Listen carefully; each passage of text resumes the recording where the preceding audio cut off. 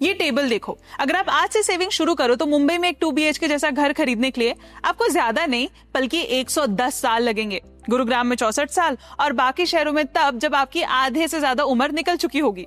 मतलब real estate की तरक्की देखकर जहां आज के जमाने में जब प्रॉपर्टी के दाम रॉकेट की तरह ऊपर जा रहे हैं, अगर मैं उसके रिटर्न्स कमाना चाहूं तो प्रॉपर्टी अपने नाम करने में ही मेरी उम्र निकल जाएगी, तो बाद में मैं रिटर्न्स कमाऊंगी क्या और मजे करूंगी क्या। लेकिन इंडिया का कमर्शियल रियल एस्टेट मार्केट तो लिटरली एक्सप्लोड हो रहा है। And not just this, India के इंफ्रास्ट्रक्चर प्रोजेक्ट्स मतलब हाईवेज, पावर प्लांट्स और डिजिटल कॉरिडोर सब कुछ फुल स्पीड पे हैं। तो ऐसा क्या तरीका है कि मैं इस ग्रोथ का हिस्सा बन पाऊं, वो भी अभी बिना अपनी उम्र भर की कमाई लगाकर? इसका जवाब है रीट्स और इनविट्स। इसके बारे में सब कुछ बताऊंगी, लेकिन पहले आप इसके रिटर्न्स देख लीजिए। ये है रीट्स के 1 ईयर रिटर्न 23%, 30%, 18 और 21%। और ये है इनविट्स के 14, 16 और 17। तो ये है इन दोनों के रिटर्न्स। चलो पहले की बात तो फिर भी अलग थी कि ऑप्शंस कम थे, लेकिन अब तो ऑप्शंस भी कई सारे आ चुके हैं। तो जब मौका मिल रहा है कि मैं एक ऐसे एसेट क्लास में पैसा डाल पाऊं जो कि रियल में मैं शायद अफोर्ड भी ना कर पाऊं, प्लस ये मुझे डाइवर्सिटी भी देता है, तो why not to consider this. तो चलिए जान लेते हैं सब कुछ इसके बारे में with your host Swati. Let's get started. आपको शायद अब भी लग रहा होगा कि रीट्स और इन्वेस्ट अभी नया कंसेप्ट है, पर आप गलत हैं। रीसेंट डेटा बताता है कि as of 2025 combined assets under management of REITs plus InvITs cross कर चुका है 9 लाख करोड़। मतलब सिर्फ ये दो चीजें रीट्स और इन्वेस्ट्स मिलकर इंडिया का 9 लाख करोड़ रुपए संभाल रहे हैं। और इंडस्ट्री एक्सपर्ट ये प्रोजेक्ट कर रहे हैं कि ये पैसा 25 लाख करोड़ तक पहुंच सकता है। ऊपर से इनसे आपको रेगुलर इनकम मिलती है, इन्फ्लेशन का प्रेशर कम होता है और स्टॉक मार्केट गिरे या बढ़े इन पर उतना इम्पैक्ट नहीं पड़ता। कैसे? क्योंकि ये पैसा ही रियल एस्टेट की प्रॉपर्टीज और देश के इंफ्रास्ट्रक्चर प्रोजेक्ट्स में लगाते हैं, जिसका सीधा मतलब है कि जब रियल एस्टेट बिजनेस बढ़ेगा, जो कि बढ़ ही रहा है, तो रीट्स बढ़ेगा। और जब देश तरक्की करेगा, उसकी इकोनॉमी बढ़ेगी, उसका इंफ्रास्ट्रक्चर बढ़ेगा, तो इन्वेस्ट्स बढ़ेगा। अब ये तो हमें भी पता है कि कोई भी फाइनेंशियल क्राइसिस आए, रियल एस्टेट और इंफ्रा बढ़ना बंद नहीं होगा। Hence this has to be one of the options to diversify your portfolio. लेकिन ये रीट्स एग्जैक्टली होता क्या है? रीट्स यानी कि रियल एस्टेट इन्वेस्टमेंट ट्रस्ट, जो कि बेसिकली रियल एस्टेट का म्यूचुअल फंड होता है। इसमें हम जैसे आम इन्वेस्टर्स का पैसा मिलकर एक बड़ा पूल बनता है। वो पैसा ऑफिस बिल्डिंग्स, मॉल्स और कमर्शियल प्रॉपर्टीज खरीदने और मैनेज करने में लगता है। इन प्रॉपर्टीज से जो रेंट आता है उसका एक हिस्सा सीधा इन्वेस्टर्स को मिल जाता है, जैसे एक रेगुलर इनकम। और समय के साथ प्रॉपर्टी की वैल्यू बढ़े तो कैपिटल अप्रिसिएशन का बेनिफिट भी मिलता है। इसका फायदा, अगर आपके पास इतना ज्यादा कैश अभी नहीं है कि आप एक मॉल में दुकान ले सके या कोई पॉश एरिया में लोकेटेड बिजनेस कॉम्प्लेक्स में एक ऑफिस खरीद सके, तो आप डायरेक्टली रीट के जरिए छोटा सा एक्सपोजर ले सकते हैं, वो भी कम पैसे, कम रिस्क, ज्यादा कन्वीनियंस के साथ। ऊपर से अगर आपको एग्जिट लेना है तो लिक्विडिटी भी अच्छी मिल जाएगी, एज रीट्स के यूनिट स्टॉक एक्सचेंज पर ट्रेड भी होते हैं। नेक्स्ट है इनविट्स। ये होता है इंफ्रास्ट्रक्चर का म्यूचुअल फंड। इनविट्स आपको हाईवेज, पावर लाइंस, पाइपलाइंस और टेलीकॉम टावर्स जैसे प्रोजेक्ट्स का छोटा सा हिस्सा देते हैं, मतलब स्टेबल और लॉन्ग टर्म इंफ्रास्ट्रक्चर एसेट्स में। हम जैसे इन्वेस्टर्स का पैसा मिलकर एक पूल बनता है। वो पैसा ready income generating infrastructure projects में लगता है, जैसे टोल रोड्स जहां से टोल आता है, पावर ट्रांसमिशन लाइंस जहां से फिक्स चार्जेस मिलते हैं, या टेलीकॉम टावर्स जहां से कंपनी रेंट देती है। इन प्रोजेक्ट से जो फिक्स लॉन्ग टर्म इनकम आती है उसका एक हिस्सा सीधा इन्वेस्टर्स को मिलता रहता है, जैसे रेगुलर पे आउट्स। और जैसे जैसे प्रोजेक्ट्स एक्सपांड होते हैं या नए एसेट्स ऐड होते हैं, आपको ग्रोथ का बेनिफिट भी मिलता है। सिंपल लैंग्वेज में, आप हाईवे नहीं बना रहे, टावर नहीं खड़ा कर रहे, पावर ग्रिड नहीं चला रहे, पर इन सब की इनकम का छोटा हिस्सा आप कमा रहे हो। तो दोस्तों, इसी तरह रीट्स और इनविट्स एक सिंपल तरीका बन जाते हैं उन लोगों के लिए जो स्टेबल इनकम चाहते हैं, बिना रियल एस्टेट या इंफ्रास्ट्रक्चर बिजनेस खुद चलाए। बट बिफोर यू इन्वेस्ट, आपको पता है रीट्स और इनविट्स का डायरेक्ट रिलेशन इंटरेस्ट रेट्स और एनएवी से होता है। ये एक ऐसी इनसाइट है जो बहुत से इन्वेस्टर्स को नहीं पता होती है, इसलिए वो सही तरीके से इन इंस्ट्रूमेंट्स में इन्वेस्ट नहीं कर पाते। रीट्स और इनविट्स का सबसे सिंपल फंडा ये है कि इंटरेस्ट रेट्स के साथ सीसॉ की तरह मूव करते हैं, मतलब इनवर्सली प्रोपोर्शनल। कौन सा इंटरेस्ट रेट? आरबीआई अपना रेपो रेट बढ़ाता या घटाता है, उसका सीधा इफेक्ट पड़ता है बैंक एफडी का रेट कितना मिलेगा, होम लोन, कार लोन का इंटरेस्ट, ईएमआई कितना होगा, कंपनीज को लोन कितने परसेंटेज पे मिलेगा। जब इंटरेस्ट रेट्स ऊपर जाते हैं, इंटरेस्ट को बिल्डिंग्स, ऑफिसेज या हाईवेज खरीदने के लिए महंगा लोन लेना पड़ता है। इससे उनका कैश फ्लो थोड़ा स्लो हो जाता है। ऊपर से एफडी और बॉन्ड ज्यादा रिटर्न देने लगते हैं, तो लोग रीट इनविट से पैसा निकाल कर सेफ ऑप्शंस में शिफ्ट कर देते हैं और यूनिट प्राइस नीचे गिर जाता है। लोग सोचते हैं जब एफडी 8% दे रहा है तो मैं वहीं इन्वेस्ट करूं, रीट इनविट का रिस्क क्यों लूं।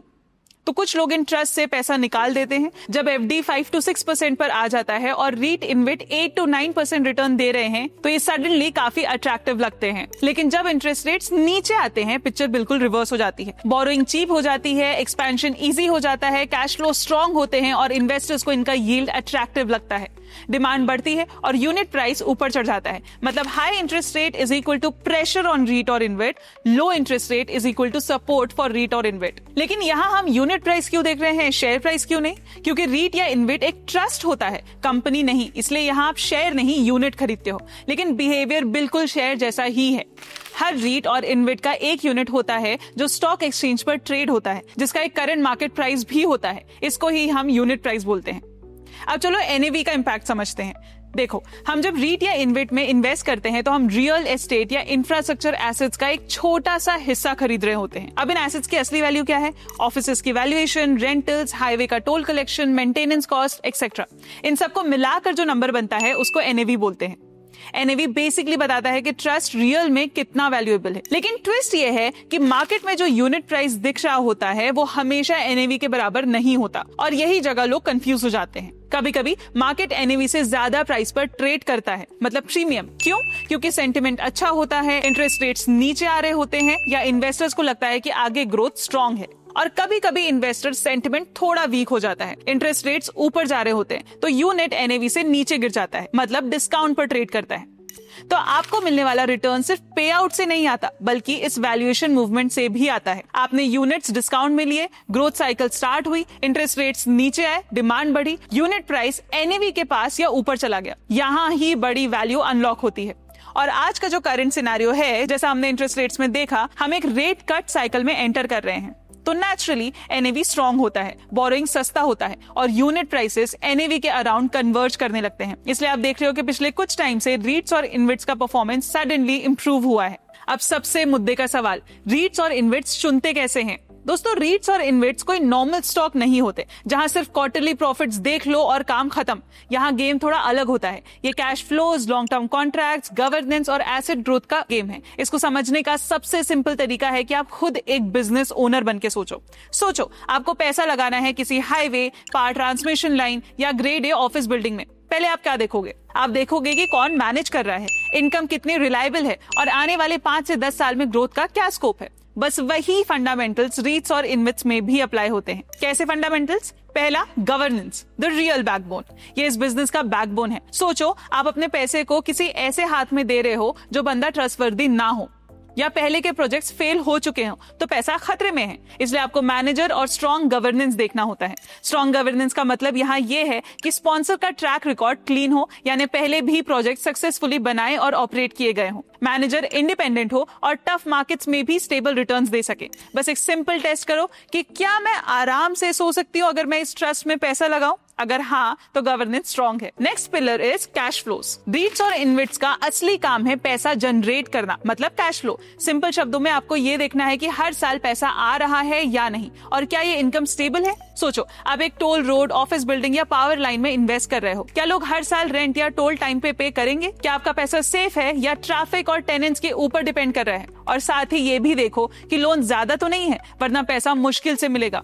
गोल बस ये है, अगले 5 से 10 साल में आपका पैसा स्टेडीली आता रहे, वो भी टेंशन फ्री। तीसरा, ग्रोथ। पैसा आना जरूरी है, लेकिन असली पैसा तब बनता है जब एसेट्स बढ़ते हैं। मतलब जो कंपनी या स्पॉन्सर आपके पैसे मैनेज कर रहे हैं उसके पास सच में नए प्रोजेक्ट्स या प्रॉपर्टीज खरीदने का प्लान हो। सिर्फ स्लाइड्स और प्रेजेंटेशन में बातें करना काम नहीं करता।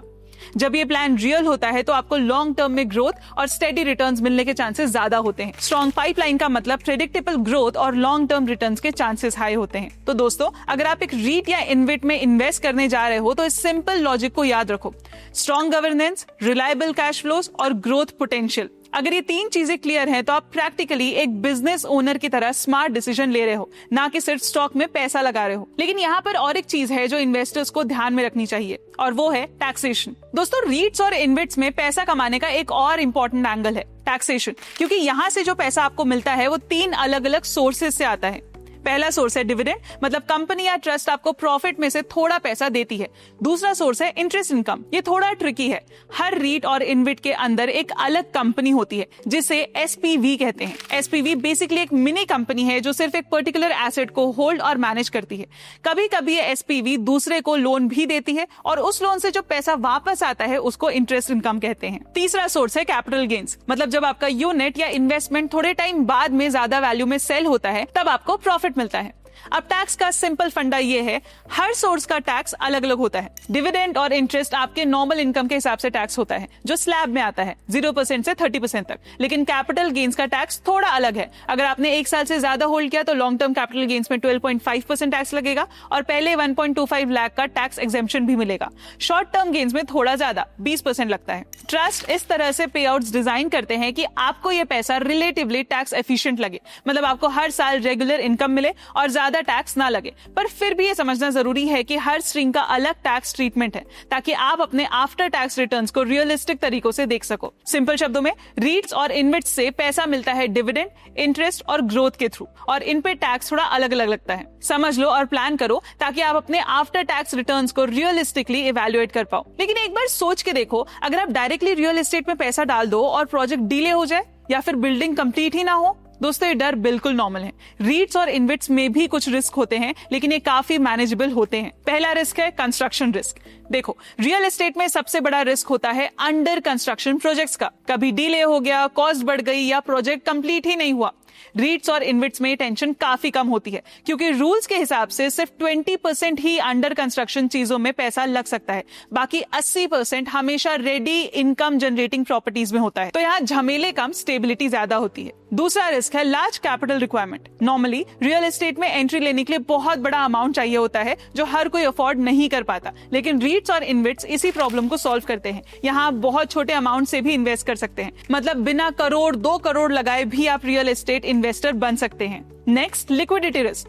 आप तो जानते हो रियल एस्टेट बेचना कितना मुश्किल होता है। बायर ढूंढो, नेगोशिएट करो, टाइम लगता है। लेकिन रीट्स और इनविट्स में ये सीन भी नहीं होता क्योंकि ये स्टॉक एक्सचेंज पर लिस्टेड होते हैं। जब चाहो बेच दो, लिक्विडिटी का इशू मिनिमल होता है। और last, operational risk. Actual property manage करना काफी ट्रिकी होता है। टेनेंट्स हैंडल करो, मेंटेनेंस करो, रेंट कलेक्शन, वैकेंसी, सब कुछ देखना पड़ता है। बट रीट्स और इनविट्स में ये सब प्रोफेशनल मैनेजर संभालते हैं जिनके पास एक्सपीरियंस और स्केल दोनों होता है। इन्वेस्टर को टेंशन लेने की जरूरत ही नहीं होती। और लास्टली, कंसंट्रेशन रिस्क। अगर पूरा पैसा सिर्फ एक ही बिल्डिंग या एक ही सिटी में लगा हो तो कोई भी प्रॉब्लम आई तो इनकम सीधा इंपैक्ट होती है। रीट्स और इनविट्स इस रिस्क को हैंडल करने के लिए मल्टीपल एसेट्स और मल्टीपल लोकेशंस में इन्वेस्ट करते हैं। रिस्क स्प्रेड हो जाता है और पोर्टफोलियो स्टेबल हो जाती है। तो दोस्तों, अगर आप एक रिटेल इन्वेस्टर हो और रियल एस्टेट या इंफ्रास्ट्रक्चर में इन्वेस्ट करना चाहते हो, रीट्स और इनविट्स एक स्मार्ट और सिंपल तरीका है। ये आपको डायरेक्ट प्रॉपर्टी या हाईवे में पैसा लगाए बिना प्रोफेशनल मैनेजमेंट, रेगुलर इनकम और लॉन्ग टर्म ग्रोथ का मौका देते हैं। आप एक छोटे से हिस्से के ओनर बन जाते हो। सेबी रेगुलेशन इन्हें स्ट्रक्चरली सेफ भी बनाता है और एनएवी डिस्क्लोजर से आपको हमेशा पता रहता है कि पैसा कहां लगा है। पोर्टफोलियो लेवल पर ये एक नेचुरल डाइवर्सिफायर का काम करते हैं, इक्विटी के वॉलिटिलिटी और डेट की कैप रिटर्न्स के बीच एक steady cash flow driven layer add करते हुए। और आज के लो इंटरेस्ट रेट एनवायरनमेंट में इनका यील्ड प्रोफाइल और भी अट्रैक्टिव हो जाता है क्योंकि बोरोइंग चीप होती है, एक्विजिशन वायबल होते हैं और डिस्ट्रीब्यूशन स्ट्रॉन्ग रहते हैं। शॉर्ट में, रीट्स और इनविट्स आज इंडियन इन्वेस्टर्स के लिए clean, regulated income plus growth opportunity बन चुके हैं। प्रैक्टिकल, एक्सेसिबल और लॉन्ग टर्म पोर्टफोलियो के लिए पर्पसफुल। तो दोस्तों, ये था हमारा वीडियो। आई होप आपको पसंद आया। कमेंट सेक्शन में जाके जल्दी से बताना कि आप कौन सी सिटी में अपनी पहली प्रॉपर्टी खरीदना चाहोगे। पर जाने से पहले like this video, share this with your friends and subscribe the channel. Otherwise हमारे आगे की वीडियो आप तक पहुंचेंगे कैसे? मिलते हैं अगले वीडियो में। Mutual fund investments are subject to market risks. Read all scheme-related documents carefully.